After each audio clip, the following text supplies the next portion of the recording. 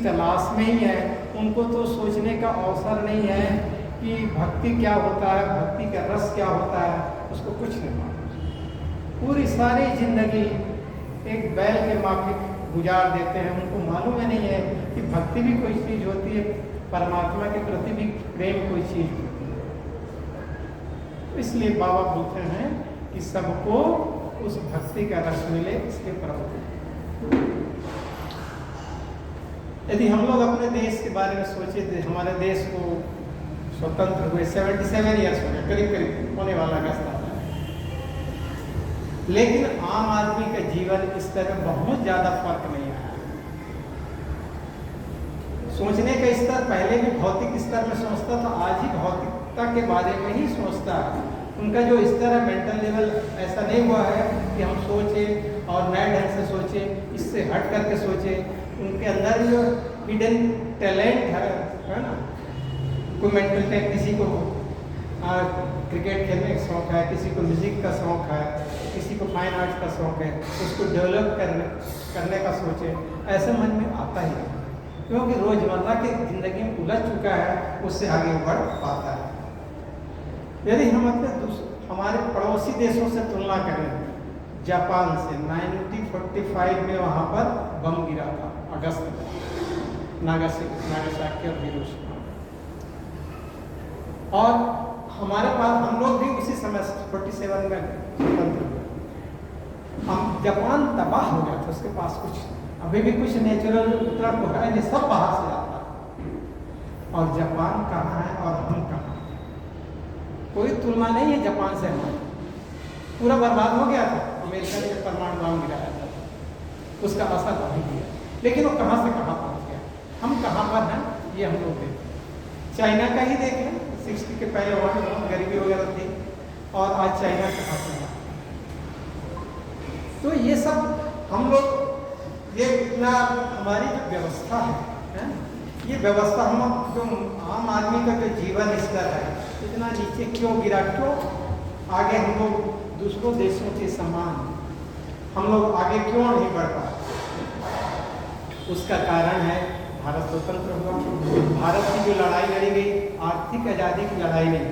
एक बाबा ने पुस्तक लिखी है देशभक्तों के प्रति, उसको जरूर पढ़िए, देशभक्तों के प्रति, पतली सी किताब है। तो जो लड़ाई लड़ी गई थी वो राजनीतिक आज़ादी की लड़ाई थी, आर्थिक आज़ादी की लड़ाई नहीं लड़ी गई। आर्थिक आज़ादी की लड़ाई होती तो लंबा खिंचता, और उस समय के लोग चाह रहे थे कि इनके प्रकार आज़ादी मिल जाए, ताकि ये लंबा खींचा तो हम जीवन ही खत्म हो जाएगा, तो आज़ादी के क्या होगा, ऐसा सोच करके उन्होंने राजनीतिक लड़ाई की आज़ादी लड़ी और उनको मिल गया। तो उस समय जब भारत स्वतंत्र हुआ तो सब लोग जानते हैं कि सरकार थी, और उस समय का जो परिपाटी चल रहा है, भ्रष्टाचार, जितने भी कह सकते हैं, जितने भी विशेषण लगा सकते हैं, सब कुछ का। तो ये मेन चीज़ है, नेताओं की पद लोलुपता, धन अर्जन की लालसा और नैतिकता। बाबा बोले कहीं अपने प्रवचन में लिखे हैं, देश की जनता में तकलीफ में है तो वह कारण उस देश के नेताओं का पाप है। ये सब देश के नेताओं का पाप है, जिसके कारण वहाँ की जनता ये त्रासदी उठा रही है। तो इसलिए अब बाबा ने उनके लिए शब्द को यूज किया, पॉलिटिकल पिग या पॉलिटिकल शैतान। आउट इन नटसेल में कहीं पे है, राजनीतिक स्वर शब्द इस्तेमाल किया बाबा ने ऐसे नेताओं के लिए, या पॉलिटिकल शैतान, राजनीतिक शैतान शब्द। तो समाज को सही ढंग से चलाने के लिए, देश को चलाने के लिए एक सही नेतृत्व की जरूरत है।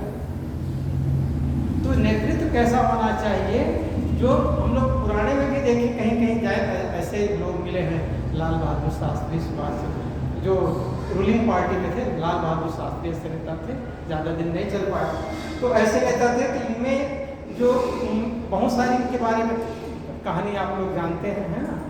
तो ऐसे नेता का अभाव है हमारे देश में। तो वही बाबा कहते हैं कि नेताओं का यदि आचरण अच्छा, नेता सही हो, जो समाज को, जो देश को आगे की ओर ले जा सके, लोगों के सर्वांगीण विकास में काम आ सके, लोगों को शोषण से मुक्ति दिलाए, ऐसा नेता होना चाहिए। और बाबा ने उन नेताओं के लिए यूज किया सद्विप्र शब्द का। ऐसे नेताओं को मैं कहता हूँ सद्विप्र कहते हैं। और ये मानव समाज भाग आगे में जब उन्होंने दादा से बता रहे थे, जब सोशल साइकिल चलता है, शूद्र तो डोमिनेट नहीं कर पाते, तो कौन आएगा? क्षत्रिय आएगा, क्षत्रिय के बाद विप्र आएगा, विप्र के बाद वैश्य आएगा, उसके बाद विशुद्ध शूद्र आएगा, और विशुद्ध शूद्र के बाद से फिर उसके बाद एक नया समाज बनेगा। ये जो वहीं पर है, विशुद्ध शूद्र को बाबा ने सद्विप्र कहा, उनको मैं सद्विप्र की संज्ञा देता हूँ।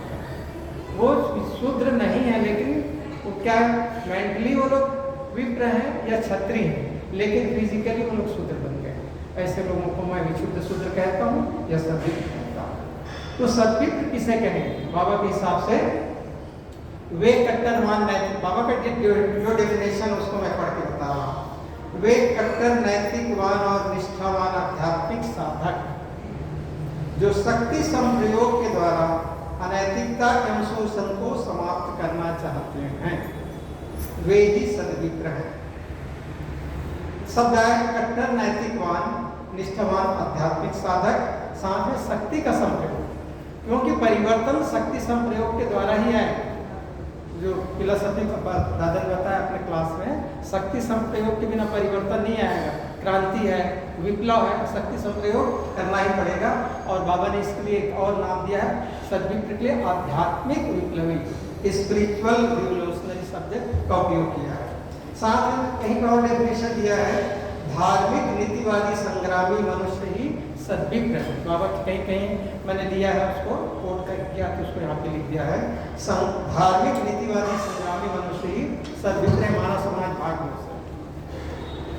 और कहीं पे बाबा ने डिफाइन किया है, वे नेता जो आध्यात्मिक शक्ति से संपन्न हैं और जिनकी विचारधारा आध्यात्मिकता की ठोस चट्टान पर आधारित है, ऐसे उच्च योग्य नेताओं को सद्विप्र कहा जाता है। बाबा के पुस्तक से लिया गया सब। ये सद्विप्र का उन्होंने डेफिनेशन बाबा ने अलग अलग रूप से अलग अलग पुस्तकों में दिया। तो मैं तो सद्विप्रों में, सद्विप्रों हम समराइज करें तो क्या क्या उसमें कैरेक्टरिस्टिक होना चाहिए, क्या क्या गुण होना चाहिए, उसको पर नोट मिला, उसमें भी लिखा होगा। तो पहला है कि सद्विप्र में क्या क्या गुण होना चाहिए, जिसके आधार पर हम पहचान सकें कि ये गुण है, ये सद्विप्र कहलाएंगे। तो पहला है जिनमें सभी चारों वर्णों के गुण हो। चार वर्णों की व्याख्या दादा ने कर दी थी, शूद्र, क्षत्रिय, विप्र और वैश्य। इनका रंग सब चीज बता दिया था। वो गुण सभी में होना चाहिए। जब जरूरत पड़े, हमारे जो वॉलंटियर्स हैं अवार्ड के जाते हैं ना, तो वो जो काम करते हैं वो शूद्र काम हो गया, उठा रहा है, डेड बॉडी को उठा रहा है, काम कर रहा है, फिजिकल लेबर कर रहा है, किसी को बचाना है, रक्षा करना है, लड़ाई हो रही है, वो क्षत्रिय हो गए। दूसरों का सत्पथ का निर्देशन करना साधना का ही अंग है, वो हो गए विप्र हो गए। उसमें पैसे से हेल्प कर रहे हैं, व्यवस्था कर रहे हैं, यहाँ का कहीं से कहीं पर तो रिलीफ काम करना, पैसे की व्यवस्था, ये सब विप्र ही कर रहे हैं, ऐसे लोग कर रहे हैं। ये क्वालिटी चारों वर्णों के गुण उनमें होना चाहिए, जब जिसकी जरूरत पड़े उस गुण को यूटिलाइज कर सकें। ये पहला क्राइटेरिया है। दूसरा है कट्टर नैतिकवान, स्टांच मॉरलिस्ट, यम नियम के फॉलो। हम लोग हर समय पढ़ते हैं साधना के बाद, यम नियम के बिना साधना नहीं होती। कभी सोचिए, इसको चिंतन कीजिए, यम नियम के बिना साधना क्यों नहीं हो सकती।